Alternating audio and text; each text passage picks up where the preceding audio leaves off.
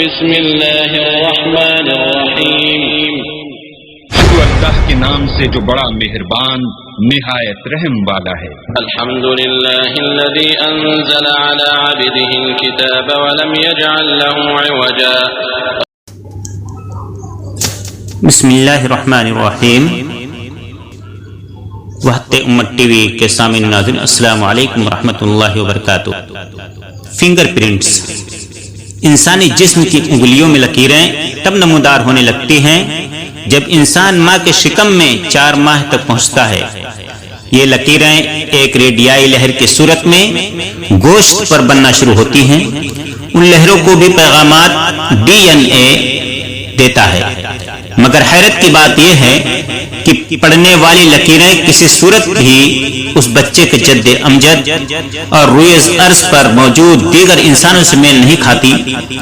گویا لکیریں بنانے والا ادھر دانہ اور حکمت رکھتا ہے کہ وہ کھربوں کی تعداد میں انسان جو اس دنیا میں ہیں اور جو دنیا میں نہیں رہے، ان کی انگلیوں میں موجود لکیروں کی اور ان کے ایک ایک ڈیزائن سے باخبر ہے۔ یہی وجہ ہے تو ہر بار ایک نئے انداز کا ڈیزائن انگلیوں پر نقش کر کے ثابت کرتا ہے کہ ہے کوئی مجھ جیسا ڈیزائنر، ہے کوئی مجھ جیسا کاریگر، ہے کوئی مجھ جیسا آرٹسٹ، ہے مجھ جیسا مصور، ہے کوئی مجھ جیسا تخلیق کار۔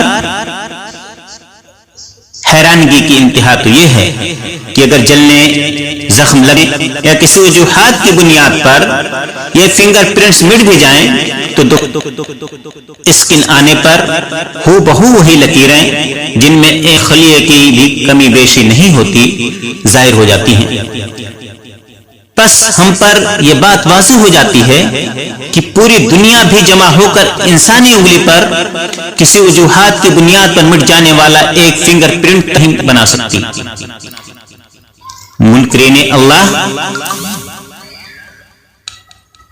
ایتھیسٹ کے منہ پر یہ فنگر پرنٹ ایک زوردار تماچا ہے، جو کہتے ہیں کہ یہ دنیا خود بخود یا سائنس دولت تخلیق ہوئی۔ نعوذ باللہ، ایسا نہیں ہے، بلکہ اللہ رب العالمین اس کائنات، اس دنیا، ہر شے کا بنانے والا ہے۔ کوئی تو ہے جو نظام ہستی چلا رہا ہے، کوئی تو ہے جو نظام ہستی چلا رہا ہے، وہی ہے میرا رب، وہی ہے رب، وہی ہے میرا رب۔